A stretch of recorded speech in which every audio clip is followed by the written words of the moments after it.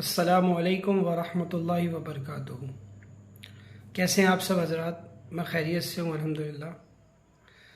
तो आज थोड़ी सी बात करेंगे सहाबा इकराम के ऊपर कि अल्लाह पाक ने सहाबा इकराम को क्या मर्तबा दिया और सहाबा ने कितनी मेहनत, कितनी जद्दोजहद, कितनी कोशिशें की इस दीन के खातिर और क्या अपना मकाम बनाया।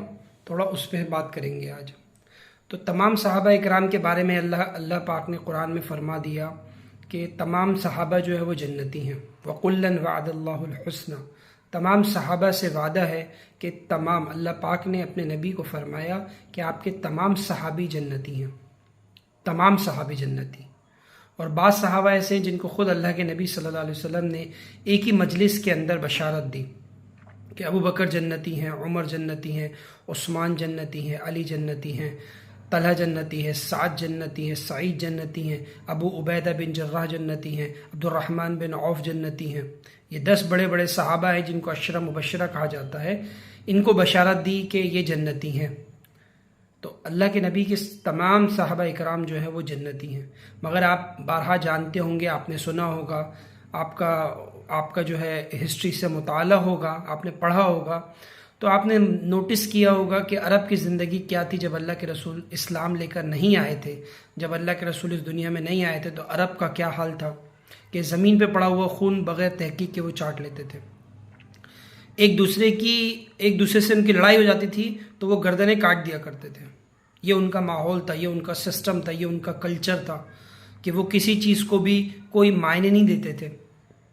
उनकी नज़र में सिर्फ़ और सिर्फ पैसा, उसके अलावा किसी चीज़ को वो अहमियत नहीं देते थे। मगर जब अल्लाह के नबी सल्लल्लाहु अलैहि वसल्लम दुनिया के अंदर आए तो अल्लाह के नबी ने उनके ऊपर मेहनत करी।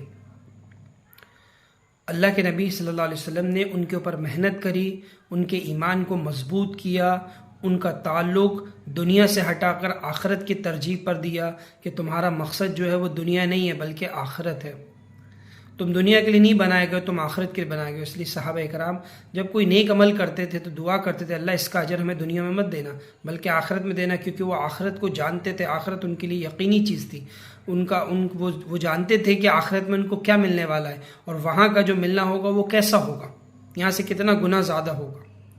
तो सहाबा इकराम ने बहुत मेहनत करी। अल्लाह पाक ने सहाबा इकराम की ज़िंदगी को जो है चमका दिया।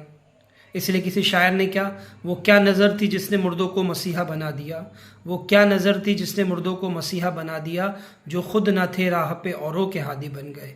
तो ये सहाबा इकराम के बारे में कहा गया है जिनको अपने खुद के ठिकाने नहीं थे, वो दूसरों की जो है रहनुमाई का ज़रिया बन गए। अल्लाह ने उनको ऐसा चमकाया कि वो चीन गए, इराक़ गए, ईरान गए, बड़े बड़े देशों के अंदर गए और अपने इस्लाम के बरकत से, अपने अखलाक के एतबार से, अपनी जो है समझदारी के एतबार से अल्लाह पाक ने उनको जो है दुनिया के अंदर चमका दिया और तमाम आने वाले लोगों के लिए ये बताया कि देखो, अगर तुम्हें कामयाब होना है तो ऐसी ज़िंदगी गुजारो जैसे मेरे सहाबा गुजार के गए, जैसे मेरे सहाबा ज़िंदगी गुजार के गए हैं। चाहे वो अदल व इंसाफ का मामला हो, चाहे वो अखलाकियात का मामला हो, चाहे वो मुआशरत का मामला हो, चाहे ईमानियत का मामला हो, तमाम तर मामलात के अंदर सहाबा इकराम अव्वल दर्जे पर थे, तमाम सहाबा इकराम। इसीलिए तमाम सहाबा को अल्लाह पाक ने जो है बशारत दी है कि तमाम आपके सहाबी जो है वो जन्नती हैं। कितना मशहूर वाक़या जो हम सुनते हैं कि आप सोचिए, इस्लाम लाने से पहले हज़रत उमर रज़ियल्लाहु अन्हु जो है उनका क्या हाल था कि उनके बारे में मशहूर था कि जिंदा बेटियों को दफन कर देते थे कब्र के अंदर। उस वक्त के अंदर जिंदा बच्चियों को दफन करने का रिवाज हुआ करता था कि, और बच्ची पैदा होना, लड़की पैदा होना वो लोग अजाब समझते थे और उसको ज़िंदा दफन किया करते थे।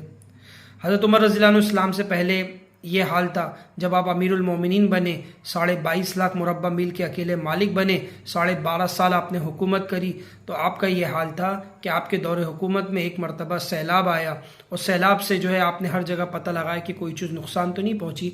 पता चला कि एक जो है वो कुत्ता या कुतिया जो है वो मर गई थी। तो हज़रत उमर रज़ियल्लाहु अन्हु के आंखों से आंसू निकलने लगे। आप सोचे, अंदाज़ा करें कि एक शख्स जो ज़िंदा बच्चियों को दफन करता था और माथे पे शिकन नहीं आती थी, आंखों में आंसू का एक कतरा नहीं आता था, वो सहाबा इकराम अल्लाह के रसूल के अमल, अल्लाह के हुक्मों पे अमल करके, अल्लाह के नबी की सुन्नतों पे अमल करके उनकी ज़िंदगी के अंदर कितनी ज़्यादा तब्दीली आई कि उनकी ज़िंदगी जो है कहाँ से कहाँ पहुँच गई। आज उनके दौर हुकूमत में एक कुत्ता या कुतिया मर गई तो वो उस पर रो रहे हैं और कह रहे हैं कि अगर अल्लाह ने मुझसे पूछ लिया कि उमर इसका मैं क्या जवाब दूंगा, अल्लाह पाक को मैं इसका क्या जवाब दूंगा। आप सोचें, अंदाज़ा करें कि आखिर उन्होंने अपने दीन के ऊपर कितनी मेहनत करी थी, कितनी कोशिश करी थी। उन्होंने अपने अपने अपने अपने दिल को कैसा चमकाया होगा कि उनके बारे में दुनिया में फ़ैसला हो रहा है कि ये जन्नती हैं, ये जन्नती हैं। अपने अखलाकियात को कैसा बनाया, अपने कल्चर को, अपने माशरत को, अपनी अज़दवाजी ज़िंदगी को, अपने घर की ज़िंदगी को कितना ज़बरदस्त बनाया था उन्होंने। तो इस तरह हमें भी चाहिए कि हम अल्लाह के नबी के सुन्नतों पर, अल्लाह के अहकाम पर अपनी ज़िंदगी गुजारें। और सहाबा हमारे लिए एक क्या कहा अल्लाह के रसूल ने कि तो तमाम सहाबा जो हैं वो सितारों के मानिंदे, उनमें से एक की भी इत्तिबा कर लोगे तुम फलाह और कामयाब हो जाओगे। तो हमें उनकी पैरवी करना है, उनके रास्तों पर चलना है। इंशाअल्लाह अगली सीरीज़ के अंदर भी जो है डिस्कशन होगा। अस्सलामु अलैकुम वरहमतुल्लाहि वबरकातुहू।